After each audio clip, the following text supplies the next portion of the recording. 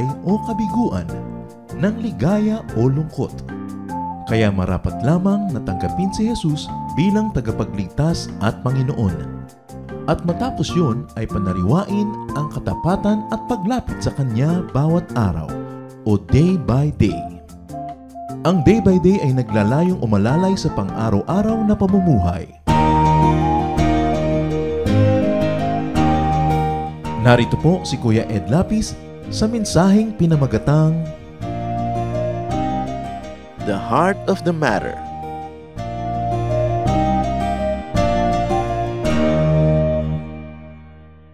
Bakit nga po ba ginagawa ng mga tao ang ginagawa ng mga tao? What are our motivations?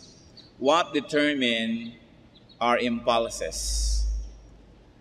Paano natin sinasabi ang sinasabi natin, iniisip ang ating iniisip? What is the role of the heart in one's life? How should the heart be handled? At pag sinabi po natin heart, we mean the personality, the center, the core of one's being. Ang ating pag-aaral, pinamagitan natin the heart of the matter. Panginoong Diyos, salamat sa iyong pag-iingat sa aming lahat. Salamat po sa inyong pagpapalawig pa ng aming buhay. Salamat sa pagbibigay niyo sa aming mga pangangailangan. Salamat sa pag-iingat niyo sa aming pagpaparot, pagparito.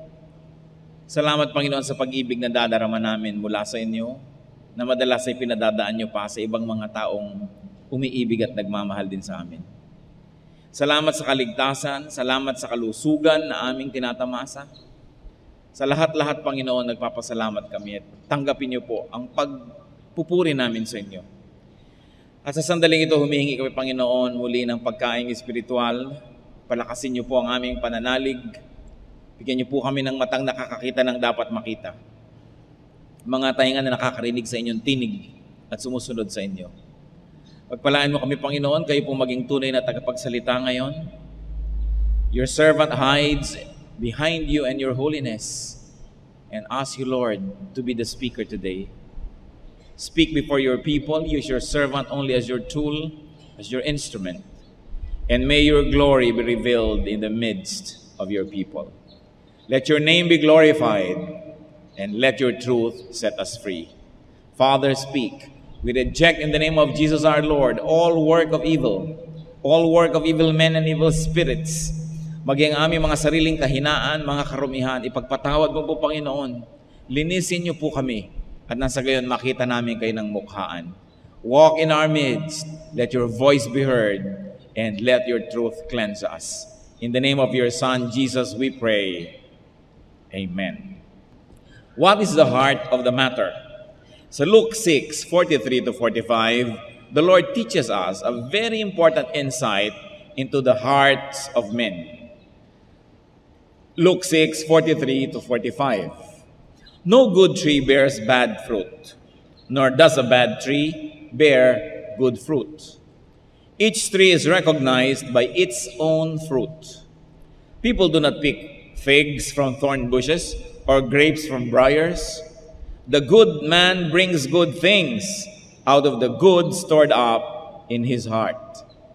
And the evil man brings evil things out of the evil stored up in his heart. For out of the overflow of his heart, his mouth speaks. And may the Lord enable us to understand the mystery of these words. Nanggagaling daw po lahat sa puso ang lahat ng ginagawa at sinasabi ng tao. So what is the Lord's logic, especially about deeds and about the human heart? He teaches us that a good tree cannot have bad fruit. And a bad tree cannot have good fruit. In fact, the fruit is the tree. Madaling malaman ang puno sa pamamagitan ng kanyang bunga. Kaya may kasabihan po ang ating mga matatanda kung ano ang puno ay siyang bunga. Pero hindi ito ibig sabihin yung anak. It doesn't refer na kung ano yung magulang, ganun ang anak. Ang sinasabi, kung ano ang puso ng tao, ganun ang magiging gawa niya. Kung anong pinagmumulan ng kanyang iniisip, ganun ang kanyang gagawin. So good man brings about good thoughts and good works. A good man or woman brings about good things and good deeds because they all come from the good stored in his heart. Ang puso po pala natin ay isang bodega isang lagayan, isang ingatan, imbakan ng mga bagay. At kung ano daw po ang nakalagay doon, ay natural, yun ang lalabas. Alam nga naman, naglagay kayo ng prutas sa loob ng refrigerator at ang lalabas ay kambing. Alam nga naman na naglagay kayo ng butter at ang lalabas ay ham. Kung anong ipinasok sa loob, yun ang laman, yun din ang lalabas. And the evil man brings about evil thoughts and works. Therefore, evil things and evil deeds out of the evil stored in his evil heart. So words, thoughts, and action come from the overflow of the heart. Kung para po natin malaman kung ano ang sakit ng puso, ay kailangan mo ng kung ano-ano mga ECG, kailangan mo ng mga sari-saring test, inu-ultrasound pa yan, ine-x-ray, may mga ipinapasok pang instrumento, kulay, para mabasa ang kalagayan ng puso. Madaling malaman yung moral situation of the heart. Pakinggan mo lang ang mga salita ng taong lumalabas sa kanyang bibig dahil ang lumalabas sa bibig ay galing sa puso. Tingnan mo lamang ang ginagawa niya, saan siya nagpupunta, saan niya dinadala kanyang pera, at malalaman mo na agad ang kalagayan ng kanyang puso. Hindi na kailangan ng sophisticated tests. Because out of the abundance of the heart, the mouth speaks. Mga kapatid, kung gusto po nating masubok kung anong kalagayan ng ating puso, pakinggan lang natin ang ating bibig. Ano ba ang mga pinagsasasabi natin? Lalong-lalo kung hindi tayo nag-iingat, lalong-lalo kung nagtitiwala tayo sa ating kausap, lalong-lalo kung walang ibang taong makakarinig, o wala tayong image na iniingatan, ano ba ang takbo ng ating usapan? Kahit po mga Kristiyanong pamilya, pagkatapos ng church, pagka nasa isang restaurant at kumakain o umuwi sa bahay na nananghalian, ano ba mga salita ang namamagitan sa kanila? Matapos ang isang napakahalagang Christian activity, anong klaseng usapan ang namamagitan sa mga umattend? Mga magkakaibigan, pinipintasan ba yung speaker, pinipintasan ba yung church, pintas dito, pintas doon? Malalaman agad natin kung tinablan ba tayo ng salita ng Diyos. Kasi sabi na nga ng Panginoon, kung anong nasa puso, lalabas sa pananalita. Kaya madali ring malaman kung anong kalagayan ng puso ng iyong kaharap. Liban na lang siya umaarte, nagbabanal-banalan, at nagpapa-impress. Pero hindi ka naman pwedeng umarte ng matagal. Lalabas at lalabas ang natural. Kaya pagkausap niyo ang isang tao, ano bang sinasabi niya tungkol sa kanyang kapwa? Kung siya'y Kristiyano, ano bang sinasabi niya tungkol sa kanyang kapwa Kristiyano? At kung siya'y manggagawa ng iglesia, ano bang sinasabi niya tungkol sa kanyang mga kapwa manggagawa, sa kanyang mga nakakataas? Ano bang sinasabi niya? Kasi yun ang puso niya. Alam niyo po kung bakit? Sasabihin niyo, siyempre masama ang sinasabi niya tungkol doon sa isang tao dahil masama naman talaga yung tao eh. Maring totoo. But nobody can be perfectly bad because nobody can be perfect, even at being evil. So kung masama ang sinasabi ko lagi tungkol sa taong ito, ibig sabihin lang, masama ang mata ko. Kasi ang nakikita ko lang yung masama sa kanya. Ang balance pang ang tao, kung may nasasabi mang hindi maganda tungkol sa kapwa dahil totoo, pero hindi rin siya mawawala ng sasabihing maganda tungkol sa the same person dahil totoo pa rin yun. Kaya huwag po tayo magtitiwala sa isang tao na one way lang ang kanyang kwento at pananaw tungkol sa kapwa.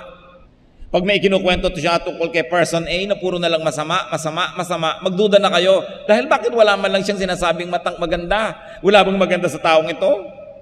Wala bang tama doon sa taong pinag-uusapan natin? Malalaman nyo agad, propaganda pala. Kasi puro masama na lang ang sinasabi. Hindi siya objective, hindi realistic.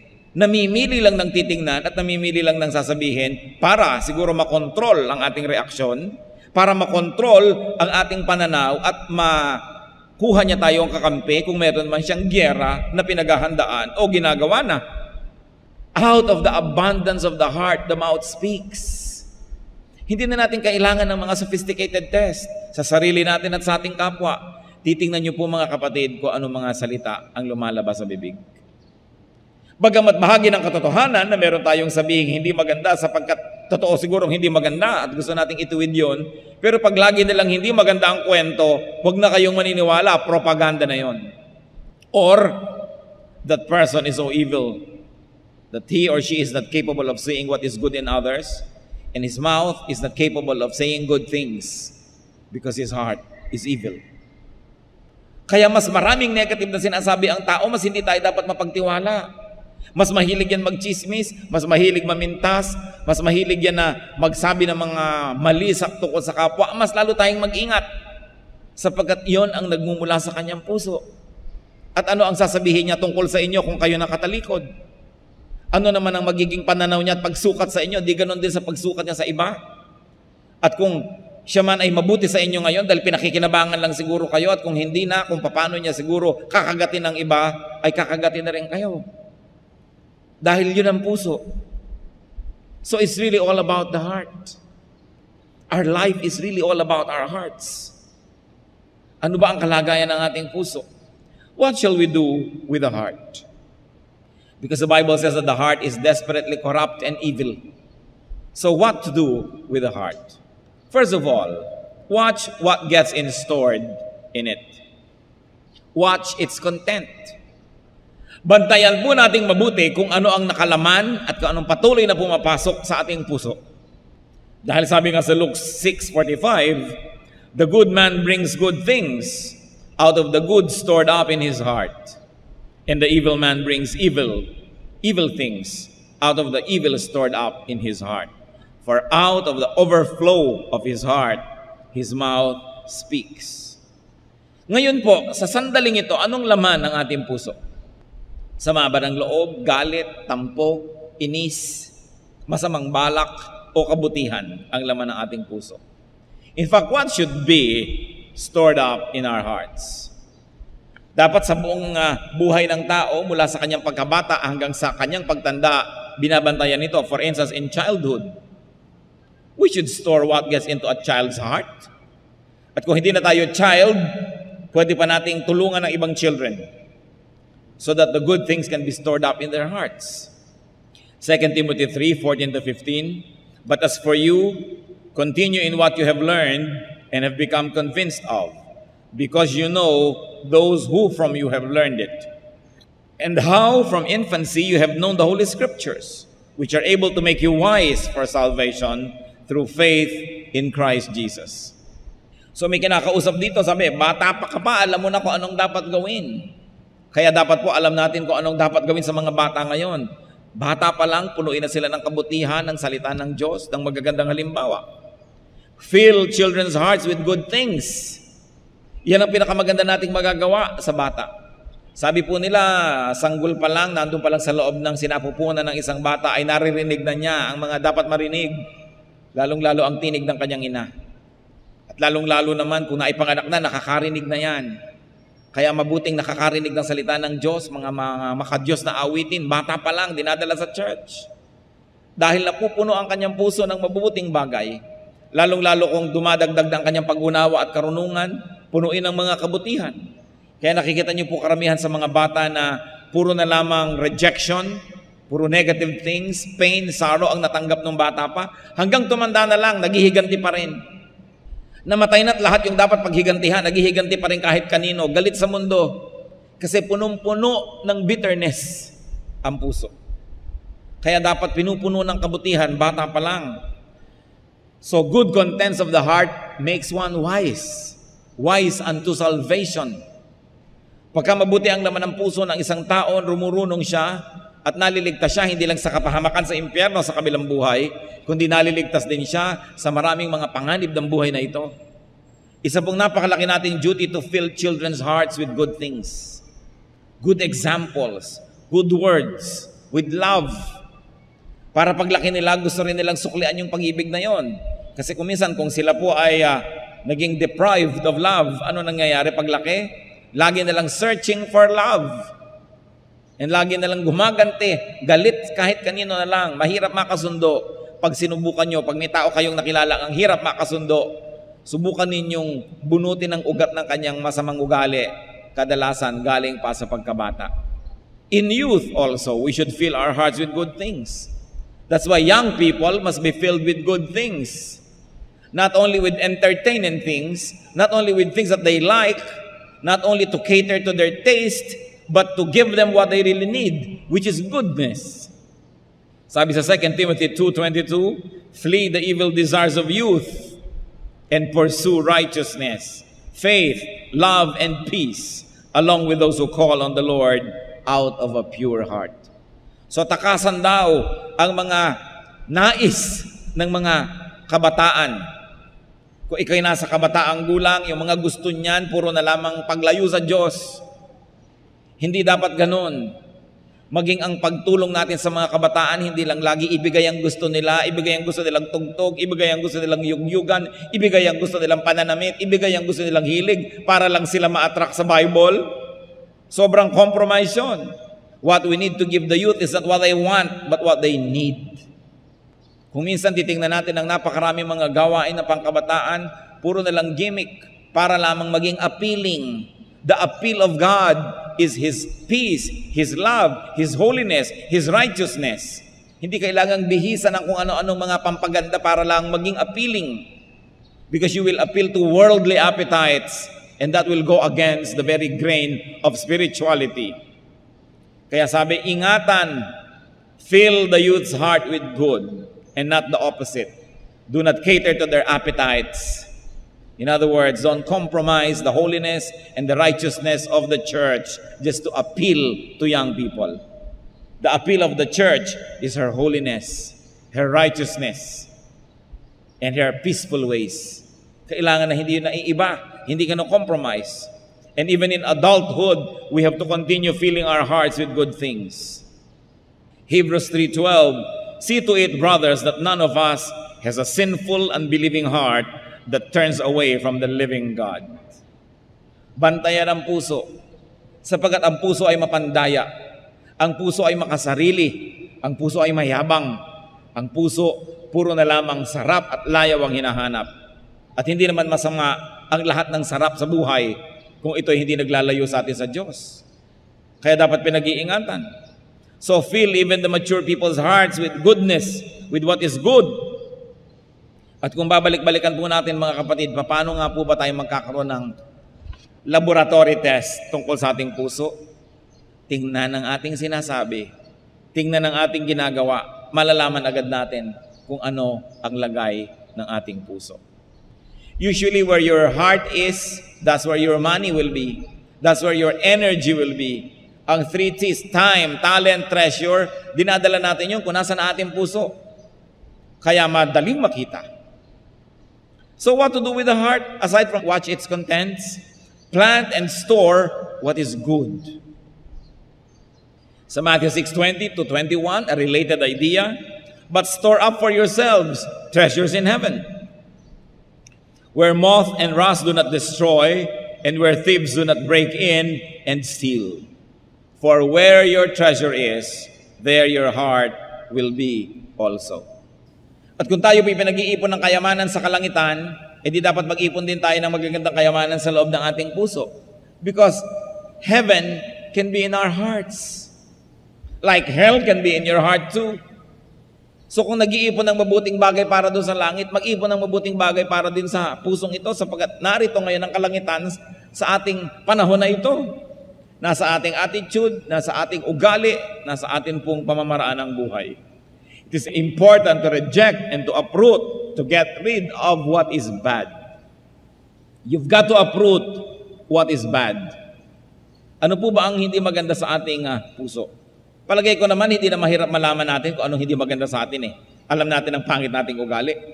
Alam natin ang mga pangit nating pananalita. Alam natin ang mga pangit nating mga hilig. Kailangan bunutin. Deuteronomy 17:7, you must purge the evil from among you. And if we can be very personal, we must purge the evil from within us. Ang pinakamalaki nating kalaban ay hindi yung nasa labas, kundi yung nasa loob ng ating puso. Ano pang mangyayari kung lumaki na tayo na puro negative ang ating natanggap? Puro na lang rejection, puro pintas, puro galit, puro bugbog, na tayo ay na-damage ng iba, sinaktan, inabuso, kinawawa. Anong gagawin? Magpagamot tayo sa Panginoon sapagkat siya ang manggagamot. Hindi natin kailangang mabuhay patuloy na merong mga daladalang mga hinanakit at mga galit sa buhay. Pwede tayong magpagaling sa pamamagitan ng pag-ibig ng Diyos. Psalm 107:20, He sent forth His word and healed them. He rescued them from the grave. And the Lord is the same yesterday, today, and tomorrow. Kung siya nanggamot noon ay nanggagamot pa rin siya. At kung siya may mga pinagaling noon ay may pinagagaling pa rin ngayon. At may pagagalingin pa bukas. Sapagkat yan ang gusto ng Diyos para sa atin, tayo ay gumaling. Kumusta ang kalagayan po ng ating puso? Damage ba yan? Sugatan? Kaya konting pintas hindi na natin matanggap sapagkat dami na nating natanggap na pintas doon, nakalampas na tayo sa kota. Pwede pa ulit tayong magkaroon ng zero reading because the Lord can give us a fresh start. Kung meron tayong kasalanan, ihingi ng tawad. Kung may kasalanan sa atin ng iba, patawarin na and have a new start. And what else can we do to restore a damaged heart? It's through training in righteousness. Magsanay. Ang lahat ng tao, nagkakaroon niya ng reflex action dahil sa pagsasanay. Kung sinanay kang bumunot ng baril, may kakaluskos, pag may kamaluskos, nagbubunot kang baril. Kung nasanay ka na mamintas pag napintasan, manakit pag nasaktan, yun ang gagawin mo. Kung nasanay kang tumuklaw pag natapakan, na parang ahas, tutuklaw ka nga. Pero kung meron po tayong mga nakasanayan at nakahiligan na hindi maganda, anong dapat gawin? Magsanay naman tayo sa kabutihan para malimutan natin yung hindi maganda at magkaroon tayo ng bagong program sa ating isip. Magkaroon naman tayo ng very righteous impulses. Na pagka nasaktan ka, biglang sinasabi mo agad, bless you. Na pagka ikaw ay napintasan, isipin mo agad, siguro kulang lang siya ng karunungan o siya ay merong masamang karanasan. Hindi yung aatakihin mo agad ang tao. Na pag may natanggap tayong masama, ay hindi tayo automatically we return evil for evil. But we have to discipline ourselves. Nadadaan po yan sa disiplina. Sapagkat lahat ng bagay na ginagawa natin, habit lang. Yung mga mali-mali, nagsanay lang kasi yan na nagmamali-mali, tapos nabibili naman, natutuwa ang tao sa kanila, lalo nang naengganyo na magkamali-mali, kaya palala ng palala. Habit lang ang lahat. Hebrews 12:11, no discipline seems pleasant at the time, but painful. Later on, however, it produces a harvest of righteousness and peace for those who have been trained by it. So we should discipline ourselves. Dinidisiplina po natin ang ating isip, mga kapatid, sa pag-iisip pa lang. Meron pa lang tayong naiisip na hindi maganda, dinidisiplina agad. Cut it. Stop it. May nadidinig pa lang tayong pangit, we stop it. Pwede natin sabihin sa tao, teka muna, huwag tayong mag-usap ng ganyan, hindi glorifying kay Lord. Ang takbo ng usapan natin. Discipline your ears. Not to receive every trash and garbage that people would like to dump into your brain. Kung ayaw natin na tinatambakan ng mga kapitbahay ng basura ang ating bakuran, kung ayaw nating ginugulo at nilalagyan ng dumi ng iba ang ating lugar, bakit tayo papayag ng ating isip, ang ating puso, tambakan ng mga pangit na mga ideya, ng mga maruruming kaisipan? So hindi rin natin dapat yan pinapayagan. We have to train ourselves to say no. You say, I refuse to hear this. Pagka meron pa rin gustong magsalita na magsalita, lalo't puro kasiraan ng kapwa ang ginadala sa atin, para lang tayo ma-impluensya, you say, I refuse to continue to hear this. We have to train ourselves in righteousness. At kung kumakati ang ating dila at gusto agad magreklamo, gusto agad mamintas, gusto agad na magalit, we train ourselves and say, no. Sapagkat ang salita na nasabi na ating bibig, nagiging amo natin yan, kung saan-saan tayo yan dinadala ng mga gulo. But to train, we train yourself from receiving evil, and we train ourselves from giving out evil thoughts through our mouths. And we can restore a damaged heart through acts of righteousness. Pag lagi po tayong gumagawa ng mabuti, nagiging habit na natin yon. Kung lumaon, hindi na natin laging pinag-iisipan, automatic, nangyayari na lang yung mabuti. 1 Timothy 6:11, but you, man of God, flee from all this and pursue righteousness, godliness, faith, love, endurance, and gentleness. Yan pong hinihingi sa atin. Pagsikapan, habulin mo ang kabutihan. Ibig sabihin, to pursue righteousness, hindi laging madaling gawin yon. Pero sabi, sundan ang sundan, huwag bitawan. Yun ang tama mong gawin. Sapagkat ang puso mo masasanay sa paggawa ng mabuti. In other words, ano po ba ang lahat-lahat ng sinasabi natin? It is important to change the heart. Kailangang magbago ang ating puso. Sapagkat lahat ng sinasabi at ginagawa natin, nagmumula muna sa puso. Or if you like to say, nagmumula muna sa isip. These are symbols of the core of our being, of the center of our personality. Gusto mo palang tumigil ang pagsuot mo sa mga gulo? Tigilan mo muna ang pag-iisip ng mga hindi maganda at pumupunta sa gulo. We've got to change the heart. Ezekiel 36:26. I will give you a new heart and put a new spirit in you. I will remove from you your heart of stone and give you a heart of flesh. Yan ay pinapangako ng Diyos sa mga taong gustong magbagong buhay. Niya, bibigyan kita ng isang bagong puso na may kasamang bagong espiritu. Aalisin ko ang puso mong matigas na parang bato at bibigyan kita ng isang malambot na puso. So Diyos po pala ang gumagawa nun, hindi natin kayang gawin. Pero ano pwede natin gawin? Tanggapin na may mali sa ating puso. Bago mabago ang ating bokadura, bago mabago ang ating vocabulary, bago mabago ang ating hearts, ang ating habits, kailangan magbago muna yung kaloob-looban natin. Pagbabagong loob ang kailangan ng isang tao. A new heart. And God promises to give a new heart. Kaya po nakakagalak at nakakatuwa ang katuruan ng Biblia. Kasi anong gagawin ng mga tao na yung puso nila talagang masama na? Anong gagawin ng mga tao na yung puso nila sugatan na, damaged na? Mananatili nilang sa ganun hanggang mamatay na lang sila dahil iisa lang ang puso nila? Pero salamat sa Diyos, pinapangako niya, papalitan niya ang ating puso.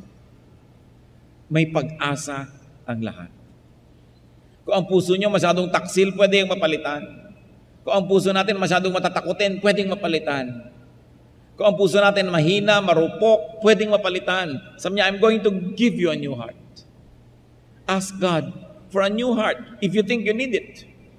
Tayo lang makakapagsabi nung, kontento na ako sa puso ko. Dahil mabuti na ako. Pero kung hindi, pwede tayong lumapit sa Diyos. Romans 12:2.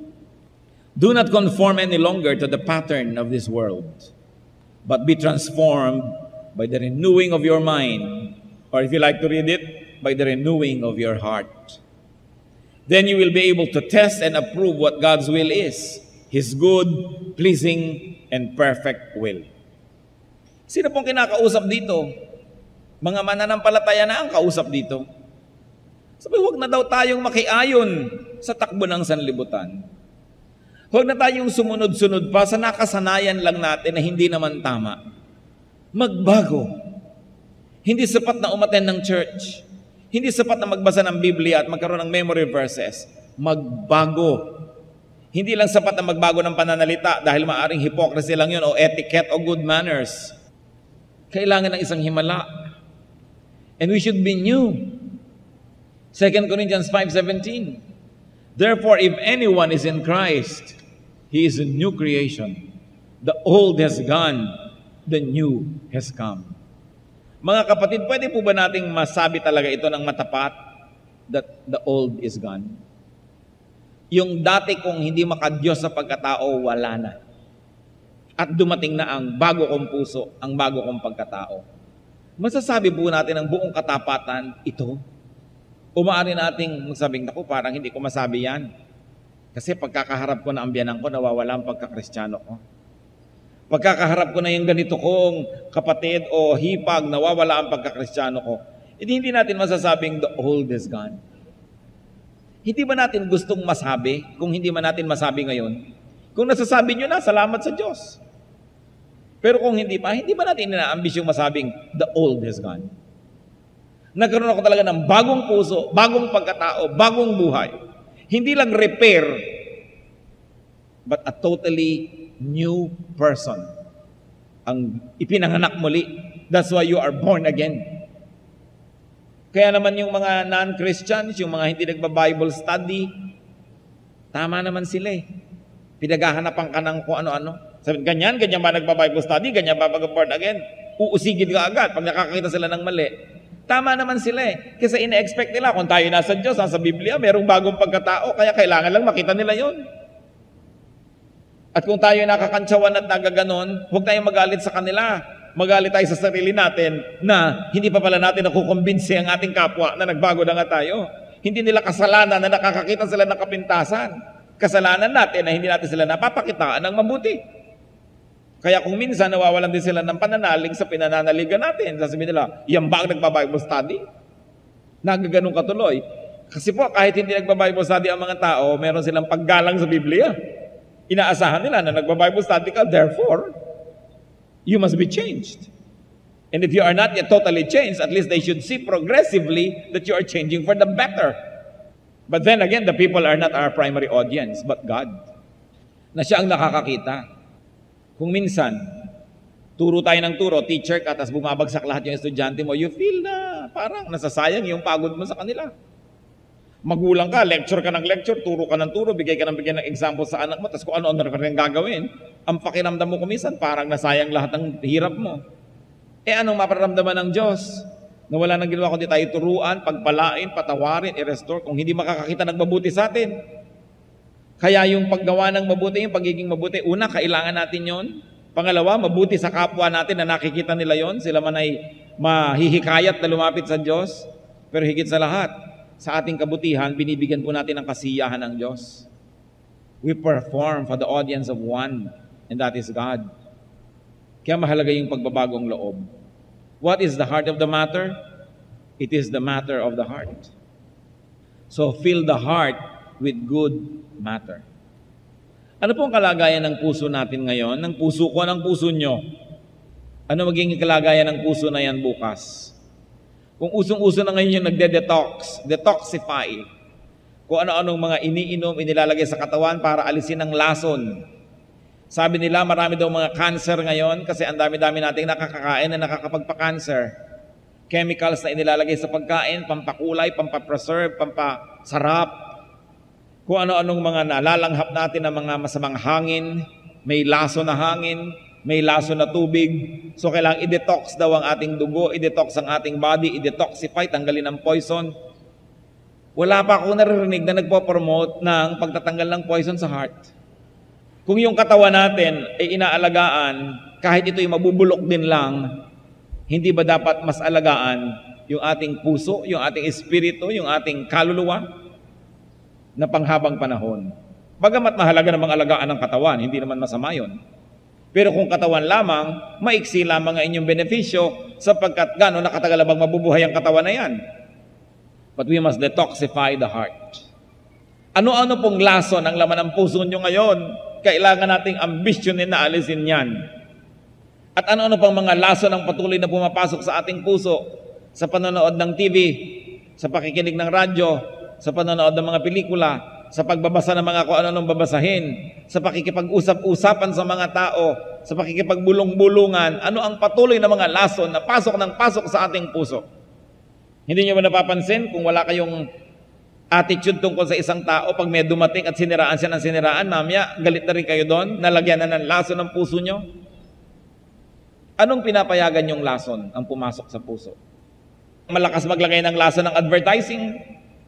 Bagamat may advertising naman na positive, pero kadalasan gusto lang kayong hut-hutan at bilhin nyo ang kanilang produkto, kaya lalasunin ang puso nyo na parang kung hindi kayo kumukuha ng produkto nila, kulang ang buhay nyo.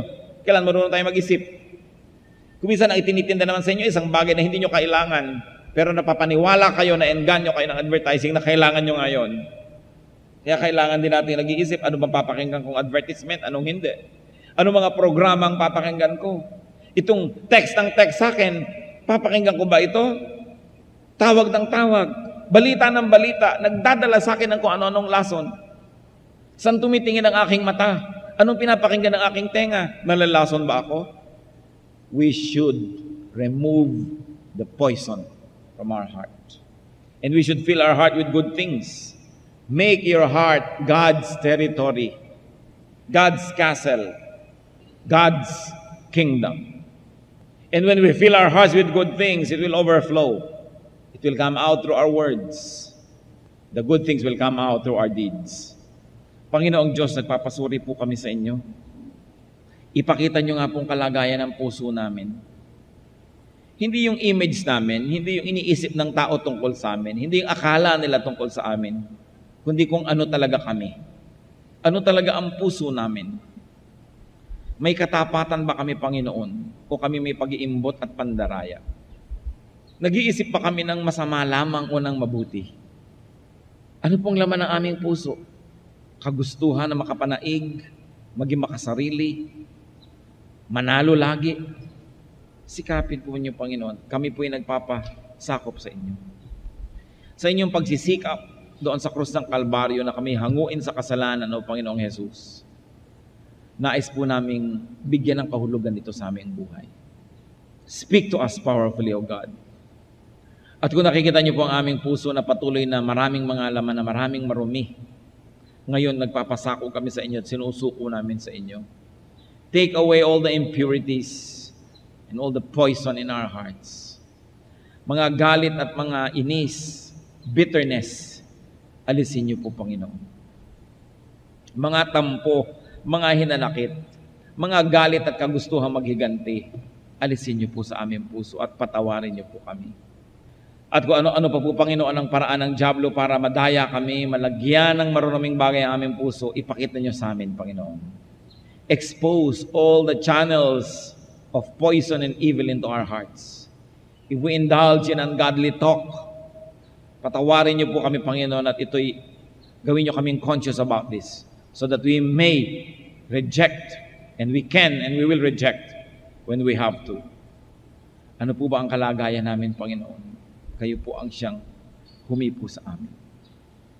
Mga kapatid, magbulay-bulay tayo. Isang bagong puso ang ipinapangako ng Panginoon. Isang bagong pag-asa. Ano ang laman ng ating puso? Kung meron kayong dapat isuko sa Panginoon na laman ng puso, ibigay nyo na yan. At kung alam nyo na-identify na, binigyan tayo ng Panginoon ng mga ideya kung paano tayo nalalaso ng sandaigdigan na ito, let's make a firm resolve not to allow the world to pour poison into our hearts. Na huwag tayong malason ng hindi mga makadiyos na mga kaisipan. At tayo'y mag-isip, ano ang mga dapat gawin para punuin ang ating puso ng kabutihan. Amang Diyos, nais po naming magpasuri sa inyo. Magbulay-bulay kami. Nawa huwag lumampas ang pagkakataon na ito na hindi kami nagkaroon ng pagbabagong loob. Alam namin, Panginoon, kung may mga mabubuti man sa aming puso, hindi pa rin kami perfect. So we continue to receive, O Lord, your correction. We continue to ask you to forgive us and to restore us. Mga kapatid, sa ilang saglit ng katahimikan, makipagniig tayo ng malalim at tahimik sa Espiritu ng Diyos. Ipahipo natin ang ating puso. Kung may mga bagay sa ating puso na dapat alisin, ngayon na, huwag na ipagpaliban, isuko na sa Diyos. Attitudes, mga ugali, at tumanggap tayo ng pagtutuwid, at tumanggap tayo ng mabubuting bagay. The Lord is here, wanting to restore us. Be with the Lord in silence.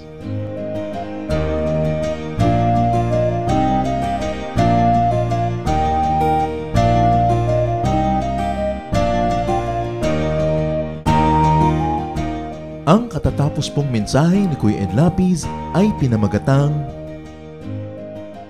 The Heart of the Matter.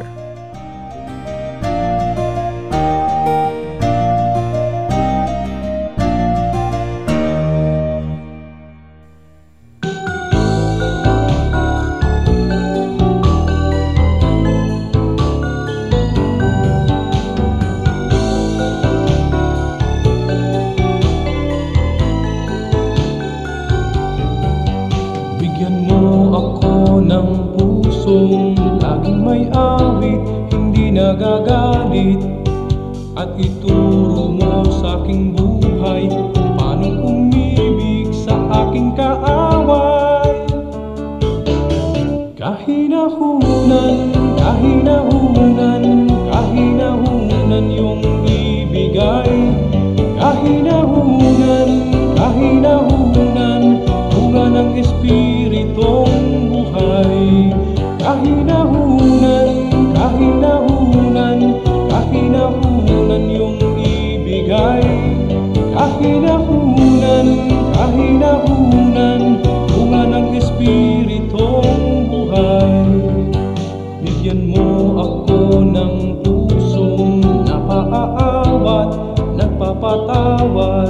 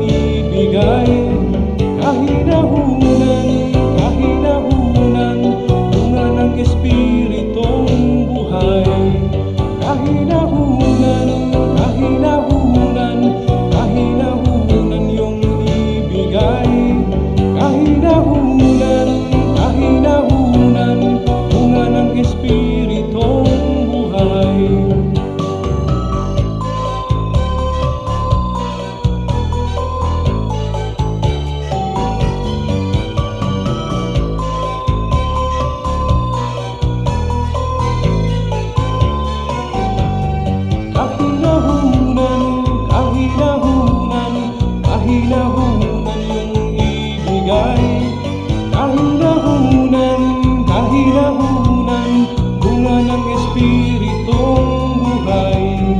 Kahinahunan, kahinahunan, kahinahunan yung ibigay. Kahinahunan, kahinahunan, bunga ng Espiritong buhay. Kahinahunan, kahinahunan, kahinahunan yung ibigay. Kahinahunan, kahinahunan, bunga ng Espiritong buhay. Bunga ng Espiritong buhay.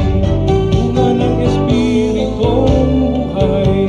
Bunga ng Espiritong buhay.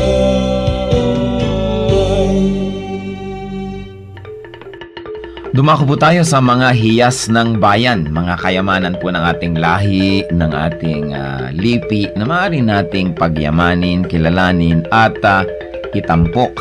At ito po ay atin ding ipamana sa mga darating pang henerasyon. Ang atin po ngayong itatampok na hiyas ng bayan ay ating mga kasabihan. Marami po tayong magagandang mga kasabihan. At bakit po kayamanan ng bayan ang mga kasabihan? Sapagkat ito po ay mga karunungan na naipon, sinala, niliglig, binuo ng panahon.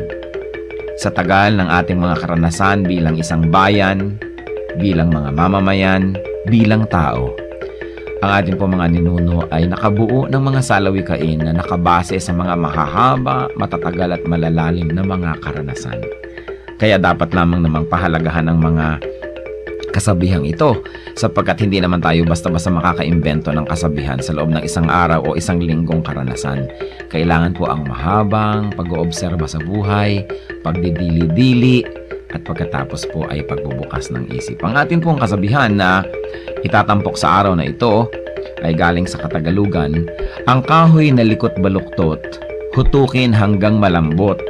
Kung lumaki at tumayog, mahirap na ang paghutok. Talaga nga naman po, tamang-tama. At ito po ay galing sa UP Cultural Dictionary for Filipinos ni Thelma B. Quintanar at mga kasama. Uulitin ko po ang kasabihang ito. Ang kahoy na likot baluktot, hutukin hanggang malambot. Kung lumaki at tumayog, mahirap na ang paghutok.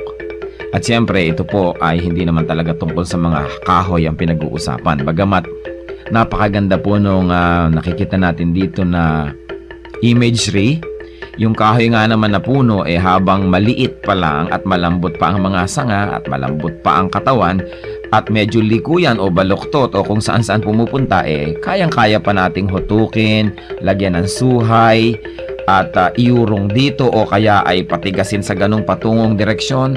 Subalit kung yan ay malaking-malaki na at punong-puno na, hindi na natin yan pwedeng maiba dahil matigas na at mataas na, baka hindi pa natin maabot. At ito po naman siyempre yung metaphor na ito ay may kinalaman sa pagpapalaki ng mga bata, sa paghubog ng kaisipan, sa paghubog ng mga paniniwala at mga pagpapahalaga. Napakahalaga ang pagtuturo sa bata ng mga konsepto ng tama at mali, ng maganda at ng mga hindi maganda, habang ang tao ay bata pa, habang ang kanyang isip ay mura pa, at habang siya ay masunurin pa, habang siya ay dependent pa at umaasa pa sa kanyang mga magulang o sa mga matatanda, habang siya ay teachable and impressionable, ay kailangan na dumating tayo sa talagang masusi at seryosong pagtuturo. Napakahalaga na turuan ng mga bata sa tamang panahon. Huwag po nating ipaurong-urong ang pagtuturo sa mga bata. Pag kami mga itinatanong, huwag natin sabihin, bata ka pa, hindi mo pa malalaman yan, saka na, pagtanda mo na. O kaya, ano ba, kabata-bata mo, ang dami mong tanong, malalaman mo rin yan pagtanda mo. Kailangan po maingat tayo sa pagsagot sa mga tanong, ibigay po natin ang mga sagot na tumpak at tama, at itrato natin ang mga bata na parang matanda kung ating kausap, igalang din natin sila, at bigyan natin ng mga tamang paliwanag. Tandaan po natin ang pagbabantay, ang pagtuturo, ang paghuhutok sa mga mumunting mga bata. Yan po ay magkakaroon ng panghabang buhay na epekto sa kanilang buhay. Kaya isa pong mahalaga na paalala rin sa ating mga magulang, bigyan natin ng oras ang ating mga anak, bigyan natin ng panahon na mahutok yan sa tama. Sapagkat kapag malaki na, mahirap na po yan na ibahin pa. Kaya ilapit natin sa Panginoon habang maaga, palakihin natin ang may takot sa Diyos, palakihin natin na kasama ay mga mananampalataya, nadidinig ang salita ng Diyos, mga Kristiyanong awitin, at nang sa gayon, ang batang ito ay lumaking nasa tamang direksyon. Sabi rin po yan sa Bible, train up a child in the way he should go, and when he is old, he will not depart from it. Meron po tayong equivalent niyan sa ating pong kultura, sa ating mga kasabihan. At yan po ang hiyas ng ating bayan ngayon, kasabihang, ang kahoy na likot baluktot, hutukin hanggang malambot. Kung lumaki at tumayog, mahirap na ang paghutok.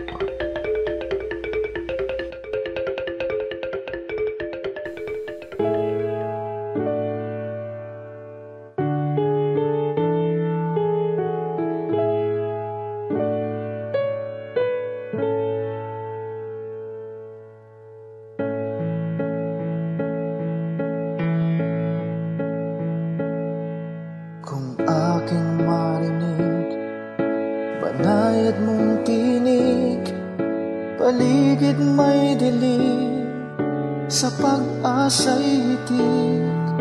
At kung sa panahon ba ng kasiyahan, walang pagkalimot, dalay pasalamat. Alay ko ay papuri, damhin mo pagsamba,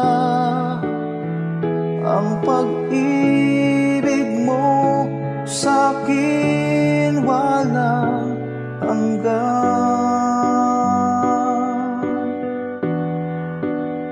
Sa iyo kabutihan, buhay ay nakamtan. Pupurihin ka magpakailan pa man, aking Diyos.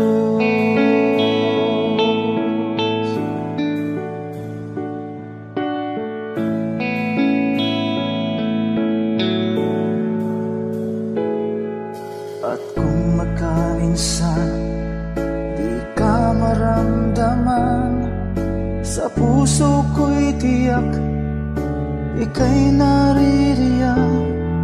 Kahit sa dulo man itong aking buhay, ika'y aking lakas, hindi mangangamba.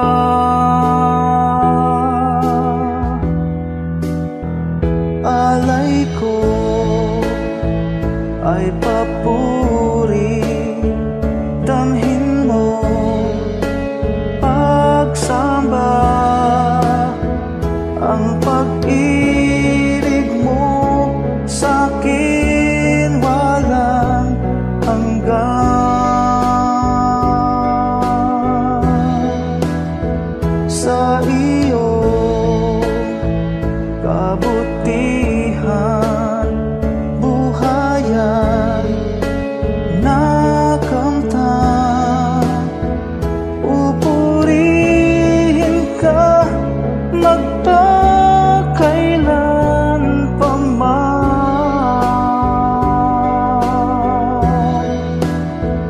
aking Diyos.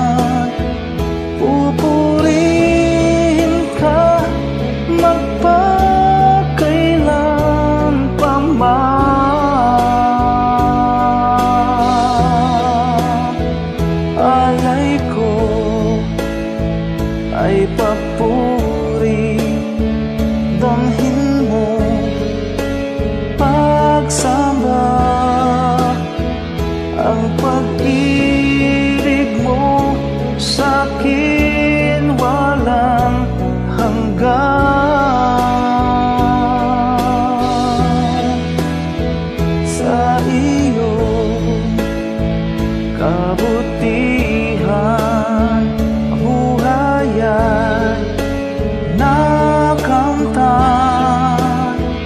Pupurihin ka magpakailan pa man, aking Diyos,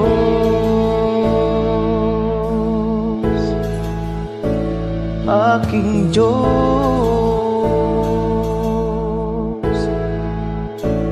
aking Diyos.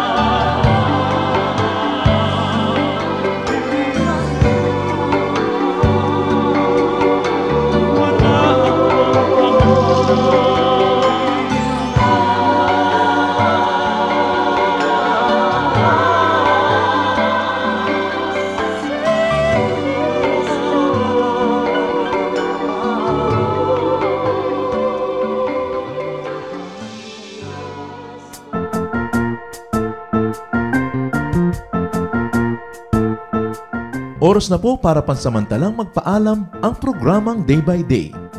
Tayo po'y magsama-sama tuwing ika-6 hanggang ika-7 ng umaga, araw-araw.